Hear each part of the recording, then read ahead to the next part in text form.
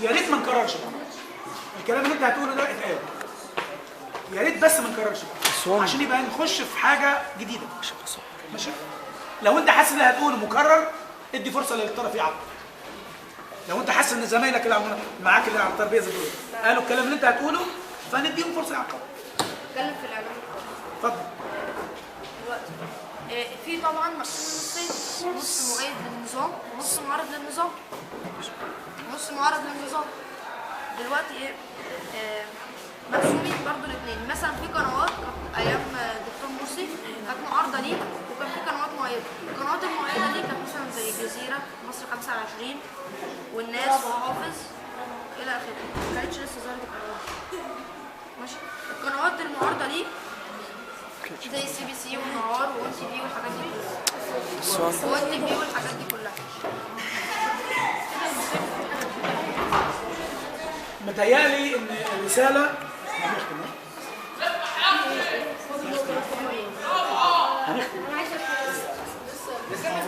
انا شايف ان انتوا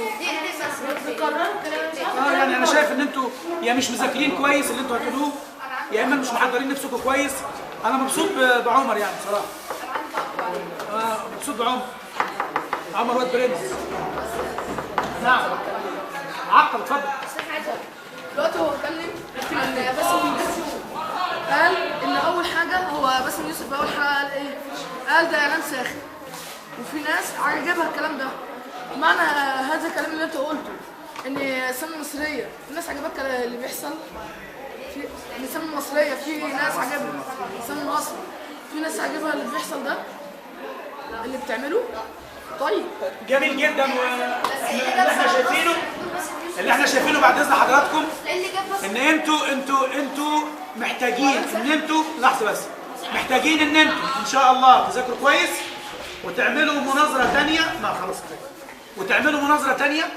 انا عندي استعداد ان انتوا نعم. عمر وهيكمل بس ما هو ما قالش كمل. ما هو احنا اتكلمنا عن بس يوسف والاعلان الساخن. عاوزه نقط جديد دلوقتي مسبحة طبعا اللي هو قال عليه، اللي هو بيقول هيخلي واحد يصور. انا فاكر قناه الجزيره مسحوب منها الترخيص اللي يصور في مصر. الناس هم اللي بينقلوا منها الاخبار. حتى لو واحد عايز ازاي يسيبوا يصوروا؟ ازاي؟ الله ينور عليك. عشان ما نضخمش الحدث، وفي واضح ان بره اكيد هتبقى من بعيد. فاحنا كده تبقى من بعيد. فاحنا كده ايه بنكتفي بالقدر دوت، وحضروا نفسكم نعمل مناظره ثانيه. كل سنه طيبين ان شاء الله. كل سنه طيب.